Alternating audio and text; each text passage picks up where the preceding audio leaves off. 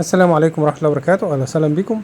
في الفيديو ده هنقول تفاصيل تشغيل الموقف الجديد في ميدان رمسيس، موقف متعدد الطوابق.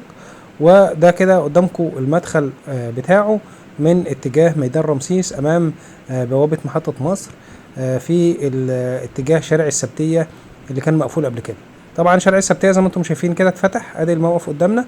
في البداية كده حابب افكر حضراتكم يا ريت تدعمونا بلايك واشتراك في القناة. لو في اسئلة قولها لي في التعليقات وان شاء الله اجاوبكم عليها. طبعا وحابب برضو اسمع ارائكم في الموضوع واللي هنوريه لكم في الفيديو النهارده.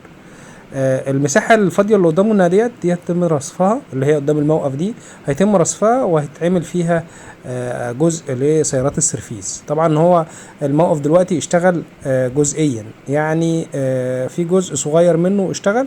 تم نقل 4 خطوط ليه، اسكندريه والمحله وطنطا والمنصوره، دول اتنقلوا فيه. حاليا شارع السبتية زي ما انتم شايفين ده شغال دلوقتي في اتجاه واحد. شارع السبتية ده بيجيب من ميدان رمسيس، بيعدي من قدام محطة مصر وبيصل لمنطقة السبتية. المدخل ده حاليا هو المدخل الوحيد للموقف، لكن بعد كده هيبقى في اكتر من مدخل.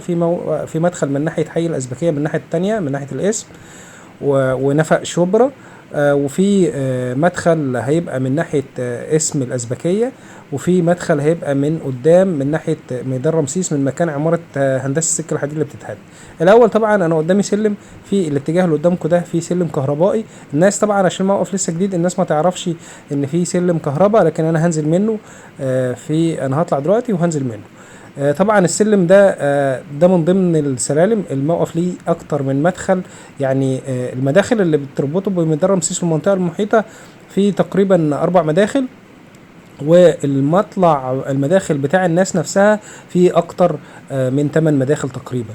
لكن هو اشتغل جزئيا. فعندنا في الطابق الاول اللي انتم شايفينه ده هيبقى في عدد من الخطوط الداخليه، والطابق الثاني هيبقى في عدد من الخطوط الخاصه بالمحافظات والاقاليم. الجزء اللي قدامكم ده هتلاقوا فيه البصراوي والوراق وسيما وكل ومبابه، كل الامبابه والوحده والبصراوي والوراق وسيما. ال4 خطوط دول اللي اشتغلوا حاليا، وبيتم بشكل تدريجي تشغيل او ادخال بعض الخطوط. احنا هو عشان يشتغل جزء فهم دخلوا جزء من الخطوط. هتاخدوا بالكم كده في تفصيله مهمه جدا وكويسه جدا، هي الشاشات المضيئه اللي قدامكم ديت فيها كل الاجره، كل اسعار الاجره واسعار السيرفيس اللي موجود هنا. متحدد زي ما انتم شايفين كده 6 اكتوبر الهايبر حصري.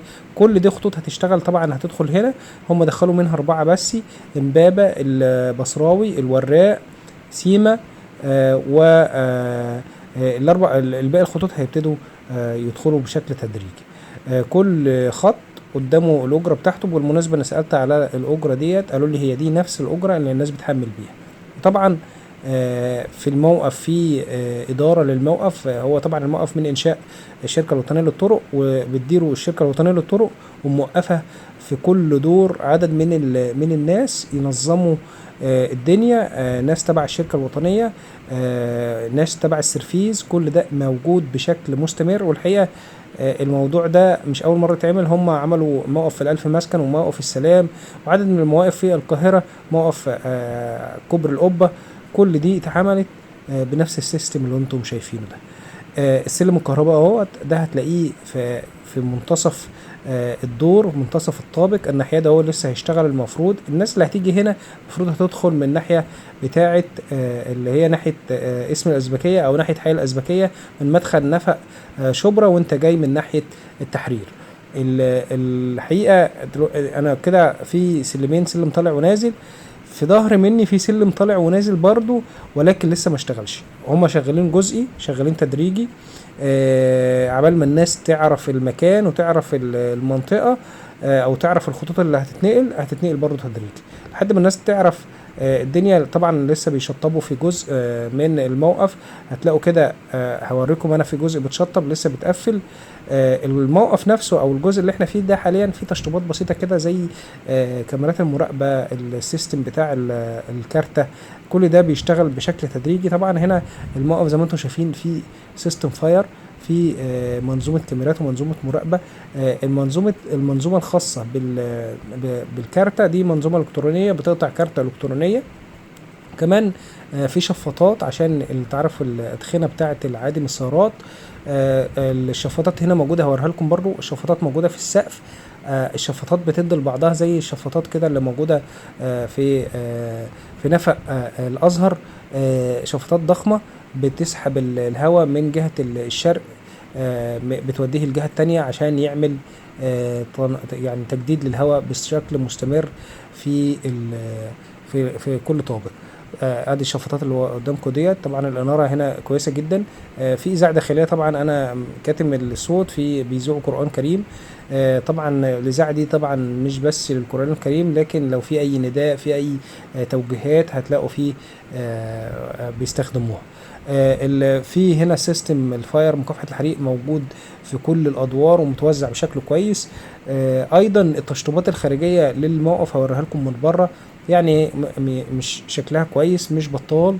اللي اشتغل حاليا ان هم طابقين، واللي هيشتغل في الموقف هو الموقف عباره عن 5 طوابق. الطابق الاول فيه مول تجاري وهوريه لكم برضو، والطابق الثاني في السيرفيز بتاع خطوط سيرفيز امبابه والوراق والبصراوي والوحده.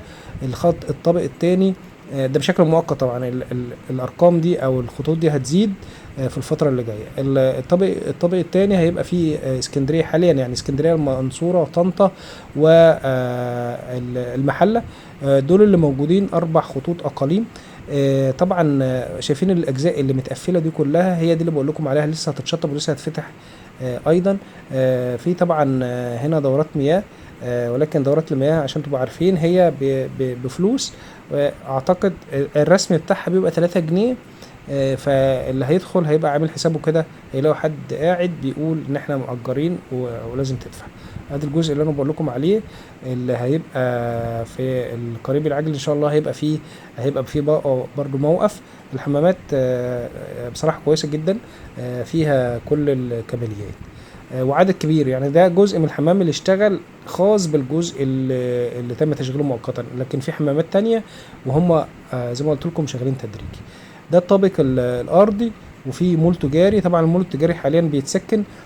بالمناسبة في معمول تفصيلة صغيرة كده بس مهمة جدا، هي الرمبات بتاعة العجل، رمبات الصعود الخاصة بذوي الهمم.